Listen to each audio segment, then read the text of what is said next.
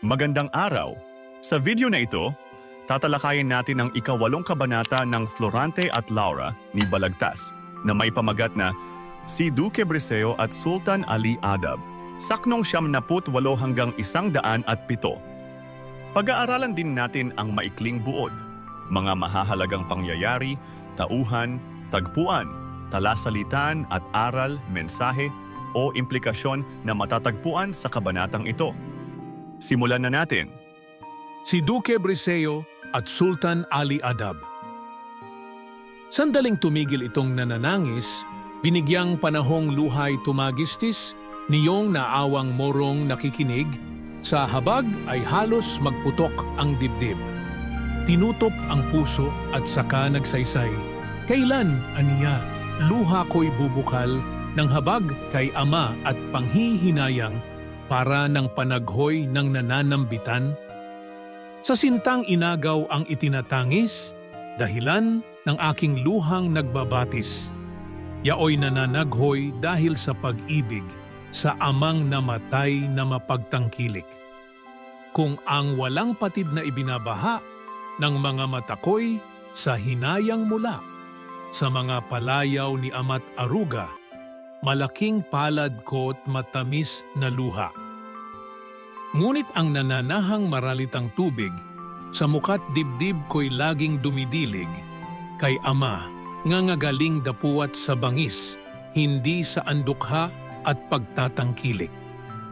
Ang matatawag kong palayaw sa akin, ng ama ko'y itong ako'y paliluhin, agawan ng sinta, panasanasaing, lumubog sa dusat buhay ko'y makitil.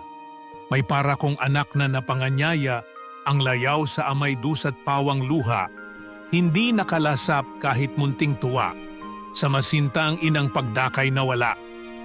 Napahinto rito't narinig na muli ang panambitan niyong natatali na ang wika'y laurang aliw ni Ring Budhi, paalam ang abang kandong ng pighati.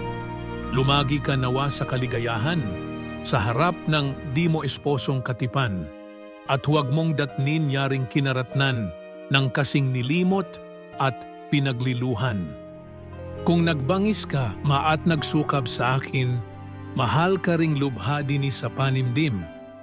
At kung mangyayari hanggang sa malibing, ang mga buto ko, kita'y sisintahin. Ngayon naman ay talakayin natin ang buod nito. Sandaling tumigil sa pag-iyak si Florante nang marinig niya ang paghihinagpis ng isang Moro na nagkukwento tungkol sa kanyang ama. Kung si Florante ay walang tigil sa pagluha dahil sa kanyang pagmamahal sa ama, si Aladdin naman ay humihikbi dahil sa matinding galit sa kanyang ama.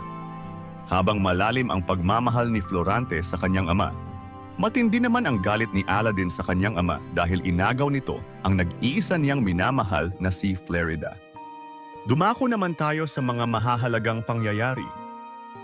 Pagdadalamhati ni Florante sa kanyang ama at pagkakaagaw ng kanyang minamahal. Pagdinig ni Florante sa pag-iyak ng isang Moro. Pagpapahayag ni Aladdin ng kanyang galit sa ama, si Sultan Ali Adab. Pagbubunyag na inagaw ni Sultan Ali Adab ang kaisa-isang minamahal ni Aladdin na si Florida. Pagtutulad ng pagmamahal ni Florante sa kanyang ama at ng galit ni Aladdin sa kanyang ama. Mga mahahalagang tauhan. Florante, ang pangunahing tauhan na nagdadalamhati sa pagkawala ng kanyang ama at sa kanyang mga hinanakit sa pag-ibig. Duque Briseo, ang mapagmahal at mapagkalingang ama ni Florante. Aladdin, ang Moro na anak ni Sultan Ali Adab na naglalabas ng kanyang sama ng loob at puot sa ama dahil sa pag-agaw sa kanyang minamahal na si Florida. Sultan Ali Adab, ang ama ni Aladdin, isang malupit na pinuno na umagaw sa minamahal ng kanyang anak. Florida, ang minamahal ni Aladdin na inagaw ng kanyang sariling ama. Dumako naman tayo sa tagpuan. Ang tagpuan ng kabanata ay sa isang madilim na gubat kung saan parehong nagdadalamhati sa kanilang mga sariling kasawian sina Florante at Aladdin. Ngayon naman ay talakayin natin ang mga talasalitaan na ginamit dito. Pagtangis, pag-iyak o pagluha na may kasamang hinanakit, nagbabatis, patuloy na umaagos na parang ilog, kadalasan tumutukoy sa luha, maralita, mahirap o salat sa yaman. Sinta, mahal o minamahal na tao. Nalimot, nakalimutan, pinagliluhan, pinagtaksilan o niloko. At ngayon ay alamin naman natin ang mga aral o mensahe ng tula. Ang pagmamahal at galit sa pamilya ay may malaking epekto sa buhay ng tao. Ang pagmamahal ni Florante sa ama ay nagbigay sa kanya ng lakas, samantalang ang galit ni Aladdin sa kanyang ama ay nagdulot ng matinding pighati. Ang puot at galit ay may kakayahang wasakin ang puso ng tao.